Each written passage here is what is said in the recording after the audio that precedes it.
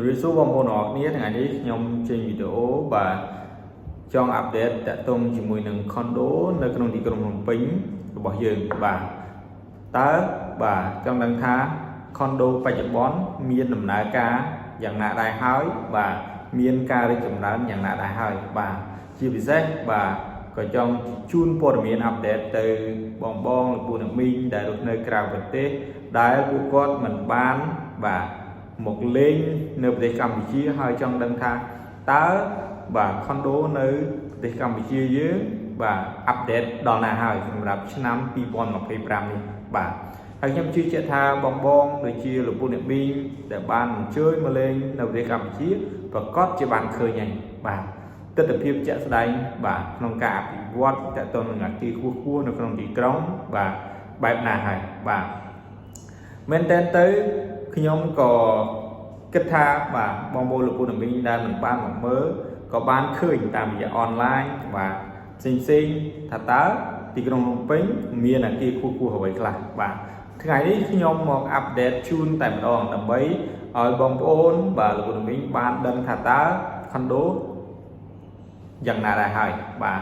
មែនតើទៅនៅក្នុងឆ្នាំ2025នេះគឺបាទគម្រោងជាច្រើន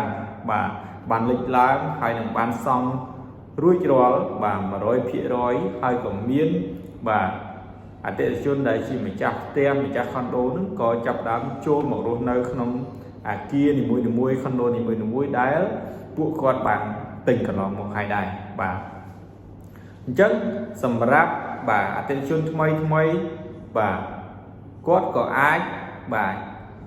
ជ្រើសរើសទិញ condo បានដូចគ្នាជាមួយនឹង condo ដែលសង់ហើយ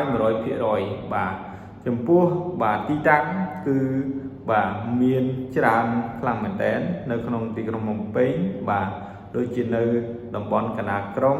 គឺបាទតំបន់បឹងកេងកងបាទតំបន់ចំការមនបាទកោះពេជ្រកោះនរាផ្លូវ60ម៉ែត្របាទមកខាងបាទជ្រោយចង្វាទួលគោកបឹងកក់បាទគឺសុទ្ធតែសឹងតែជាតំបន់ល្អបាទអំណោយផលសម្រាប់ការរស់នៅព្រោះសុទ្ធតែជាតំបន់ដែលមានការអភិវឌ្ឍខ្លាំងបាទហើយបាទមិនចំណាយពេលច្រើនទេក្នុងការបាទយើងឆ្លងកាត់ពីទីតាំងមួយទៅទីតាំងមួយនៅក្នុងតំបន់ទាំងអស់នេះបាទអញ្ចឹងបាទសម្រាប់គម្រោងថ្មីមិនទាន់មានច្រើនទេក្នុងការបាទសាងសង់បន្ថែមបាទមានតែចំនួនបាទមិនច្រើនប្រមាណទេប៉ុន្តែតកតងជាមួយនឹងគម្រោងដែលបានធ្វើពីមុនគឺបាទធ្វើឲ្យភាគច្រើនខ្លាំងមែនតើបាទมันមានជាបាទការមិនបន្តក្នុងការធ្វើទេបាទគ្រាន់តែគម្រោងមួយចំនួនអាចធ្វើយឺតប៉ុន្តែភាគច្រើនគឺគេធ្វើឲ្យតាមក្រុងការទៅតាម plan ដែលគេបានកំណត់បាទអញ្ចឹងมันមានអ្វីជាបញ្ហាសម្រាប់បាទនៅក្នុងទីក្រុងភ្នំពេញតទៅនឹង condo ទេសម្រាប់បងប្អូនលោកពូអ្នកមីងបាទ